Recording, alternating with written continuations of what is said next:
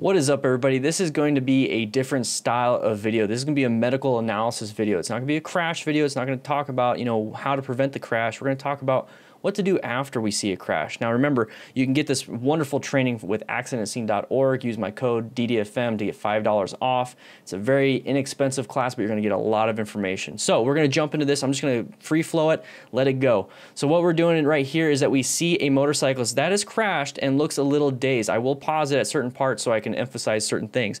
So he's a little dazed. We have more than one rider, and then we have a homeowner that is saying, hey, relax, let's not go, stop. Calm down. It's okay. It's okay. So we're going to have issues. He's calling 911, and then we're going to start going. We don't know if there was an incident prior to this. We don't know if he was drinking alcohol. We don't know if he's diabetic. We don't know if it was a medical issue that caused the crash. Remember, not all the time is it a failure to do counter steering, too fast in the turn, all that stuff. Quite possibly it could be a diabetic issue where low blood sugar caused really bad poor judgment, just like if you're drunk, and then causes you to lose balance and crash. So we don't know that. So we have multiple bikers there. He said thumbs up to the other bikers. Really is not thumbs up. We're going to see how he's going to stumble and move around and then not really function very well. If you ever see that, quite possibly a brain issue or a medical issue.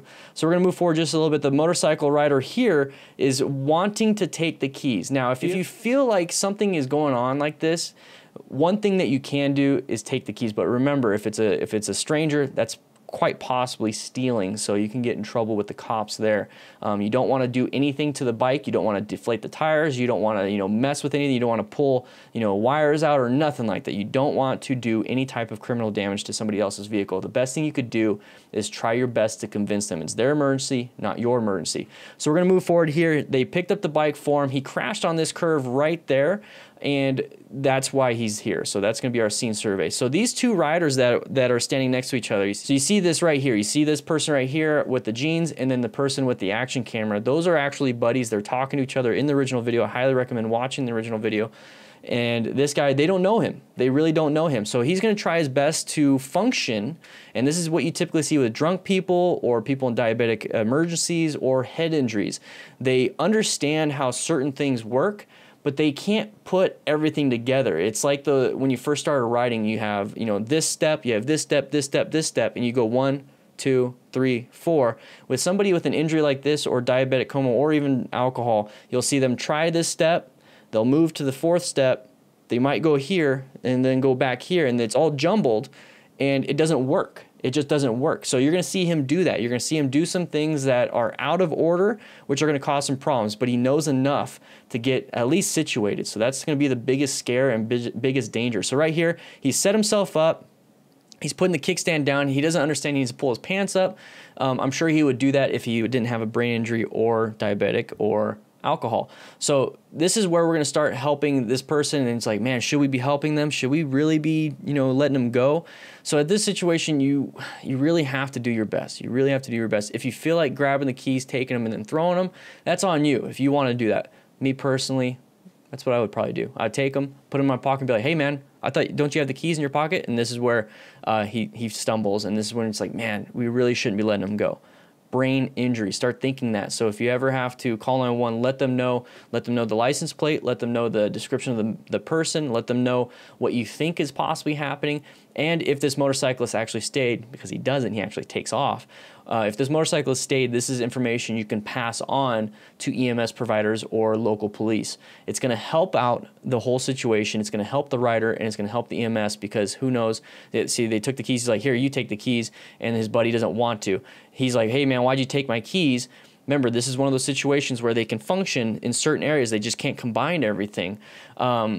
So he gives him back the keys. It's one of those things where it's like you have to take a stand. You have to understand, hey, I'm going to do this to save your life. You're not going to like it right now, but you might like it later. And if you don't like it later, I feel justified and I feel good in my principles that I made sure that you did not take off. Now, this could be your buddy. This could be your friend. This could be your family member. This could be even you. So if somebody takes your keys, remember that they're probably doing it for a good reason. So We don't know if he had alcohol. We don't know if it was a brain injury. We don't know any of these things. So only thing we can go off of is what we see. And he's stumbling. He's not functioning right. He's not doing things right. Right now they're going to try to catch up to him, and they kind of do, and then he takes off. But you don't know how they're functioning. If they can't function walking, they cannot function on the bike itself. And the bike itself is very high skill. And when you have diminished anything, whether it's alcohol, cannabis, hard drugs, any recreational drug, prescription drugs, head injuries, if you're diabetic, or if you have some type of brain thing where, you know, the disease or anything that's could cause cognitive decline, like dehydration, cold, there's all these different things that could mimic this. So what we really need to do is make sure that whoever is going to get on the bike with that cognitive decline doesn't get on the bike. And the best thing you could do is take the keys, put them in your pocket, and especially if they do have cognitive decline, that's a hard word to say, you can easily say, hey man, you have them in your pocket. Did you check this pocket? You check this pocket, and they're already confused. Confuse them a little bit more until EMS shows up.